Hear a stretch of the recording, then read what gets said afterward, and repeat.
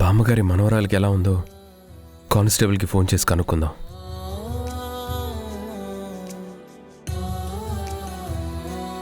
చెప్పండి విహారీ గారు. ఆ అమ్మాయికి ఎలా ఉంది? ఇంకా ఆమెకి స్పృహ రాలేదు సార్. స్పృహ రాలేదా? డాక్టర్ గారు ఏం చెప్పారు? ఇంకా డాక్టర్ గారు ఆమె కండిషన్ గురించి ఏం చెప్పలేదు సార్. ప్రస్తుతానికైతే క్రిటికల్ కండిషన్లోనే ఆమెని అబ్జర్వ్ చేస్తున్నారు. అలాగా. మీరు పని చేయండి. ఆ అమ్మాయికి బాగా అయ్యి తను డిశ్చార్జ్ అయ్యే వరకు ఆ బామ్మగారికి మనవరాలకి మీరు కొంచెం ప్రొటెక్షన్ ఇవ్వండి. అలాగే సార్. విహారీ, ఎవరికిరా ఫోన్ చేశావు? నేను హాస్పిటల్లో జాయిన్ చేసిన బామ్మగారి మనవరాలకి ఎలా ఉందో కనుక్కుందామని ఫోన్ చేశానమ్మా. ఎలా ఉందంట? ఇంకా క్రిటికల్ కండిషన్లోనే ఉందంటమ్మా. విహారీ, ఎన్ని నెలలు నువ్వు ఎవరి గురించి పట్టించుకోకుండా లక్ష్మి కోసమే ఆలోచిస్తూ లక్ష్మి కోసమే బాధపడుతూ ఉన్న నువ్వు మొదటిసారి ఒక అమ్మాయికి ఎలా ఉందో కనుక్కోవాలని చూసావు చూడు. నాకిప్పుడు ఆనందంగా ఉందిరా.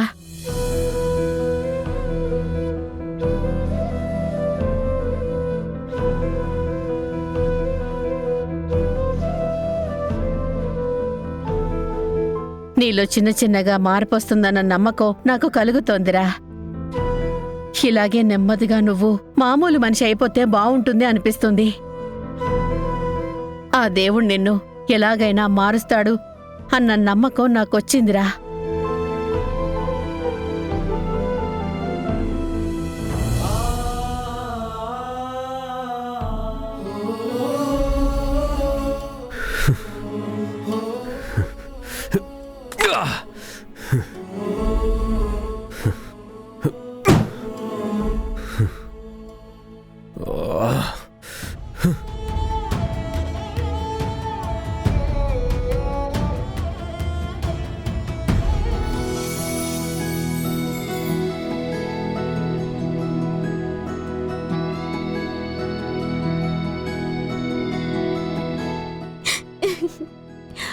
ఏంటే నీ మొహం అలా వెలిగిపోతోంది?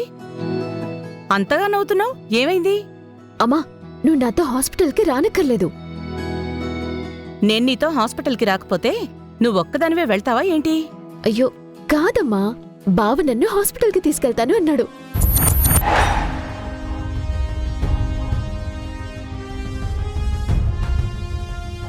ఈరోజు బావ హాస్పిటల్కి తీసుకెళ్తాడు, రేపెప్పుడైనా బయటికి తీసుకెళ్తాడు. ఆ తర్వాత నెమ్మది నెమ్మదిగా నా గ్రిప్లోకి వచ్చేస్తాడమ్మా. ఏంటమ్మా, నేనింత హ్యాపీ న్యూస్ చెప్తుంటే నువ్వు మాట్లాడవేంటి? ఒసేయ్, మీ బావ నిన్ను హాస్పిటల్కి తీసుకెళ్తాను అనగానే వాడి మీద గుడ్డి ప్రేమతో మర్చిపోయి నువ్వు సరిగ్గా ఆలోచించడం లేదే.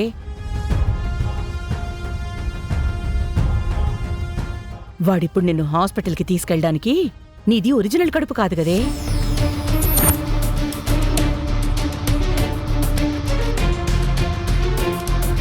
విహారిగాడు కనుక నిన్ను హాస్పిటల్కి తీసుకెళ్తే టెస్ట్లకి తీసుకెళ్లాడంటే అక్కడ నిజం బయటపడి మన కొంప మునిగిపోతుంది.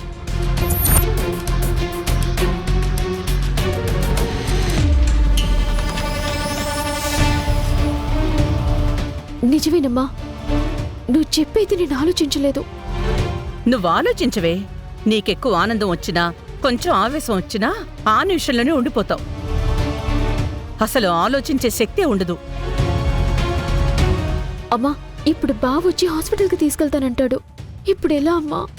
నేనేం చెయ్యాలి? నేను కూడా నిన్ను పలకరించడం లేదు, ప్రేమగా మాట్లాడడం లేదు, అసలు హాస్పిటల్కి కూడా తీసుకెళ్ళడం లేదని నానా మాటలు అన్నానే. ఇప్పుడు నిన్ను సమర్థించడానికి నేనేం చెప్పినా వాళ్ళకి అనుమానం వచ్చేస్తుంది. మరిప్పుడు ఎలా అమ్మా? ఈ గండి నుంచి గట్టెక్కేది ఎలాగా? నువ్వు చేయాల్సిన పెంటంతా చేస్తావు, వాటిని కవర్ చేయలేక నేను చావాలి. సరే, నువ్వు కంగారు పడుకో, ఏదో ఒకటి చేద్దాం.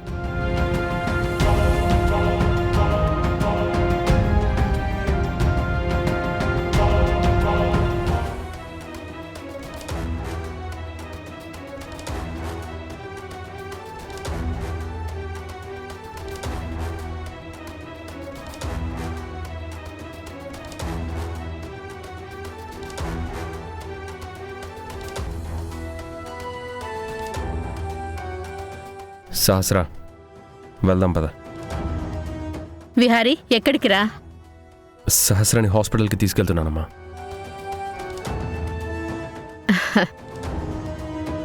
సరే, త్వరగా వెళ్ళి త్వరగా వచ్చేయండి.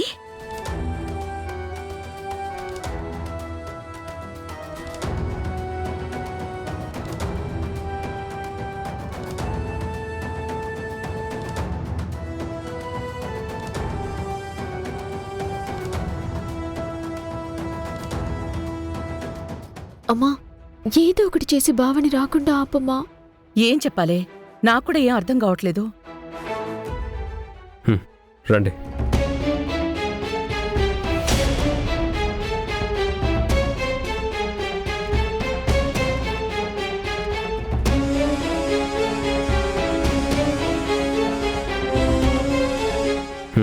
అల్లుడు, అల్లుడు, ఒక్క నిమిషం అల్లుడు. అల్లుడు, ఎక్కడికి వెళ్తున్నావు అల్లుడు? సహస్రాని హాస్పిటల్కి తీసుకెళ్తున్నాను మావయ్య. అల్లుడు, ఇప్పుడు నువ్వు హాస్పిటల్కి కాదు, అర్జెంటుగా ఆఫీస్కి రావాలి.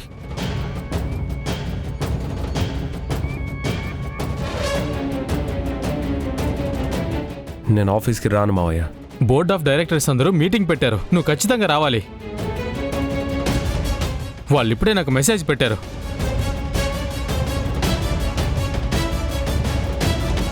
మనకు టైం లేదు అల్లుడు, త్వరగా వెళ్దాం పదా. విహారీ, నా కూతుర్ని నువ్వు హాస్పిటల్కి తీసుకెళ్లే టైంలోనే నీకు భలే ప్రోగ్రామ్స్ వస్తాయిరా. వదిన గారు, నిజంగా బోర్డ్ ఆఫ్ డైరెక్టర్స్ మీటింగ్ ఉంది. కావాల్సి వస్తే మీరు ఆఫీస్కి ఫోన్ చేసి ఎంక్వైరీ చేయండి. సర్లేండి, నా కూతుర్ని తన మొగుడు హాస్పిటల్కి తీసుకెళ్లే అదృష్టం కూడా లేదు. ఏం చేస్తాం, అంతా దాని తలరాత. అదే బయట వాళ్ల కోసమైతే ఈ పాటికి ఆఫీస్ పనున్నా ఏ పెద్ద పనున్నా అన్నీ వదిలేసి వాళ్ల కోసం వెళ్ళిపోతాడు కదా. ఊళ్ళో వాళ్ల కంటే సొంత మనుషుల కంటే పరాయి వాళ్లే ఎక్కువ.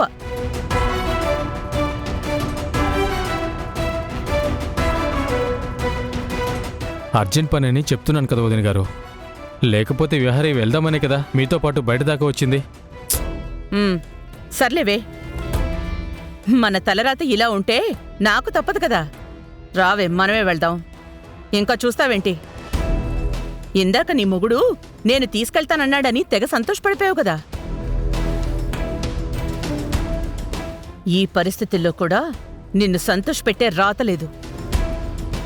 ఏం చేస్తాం, పద.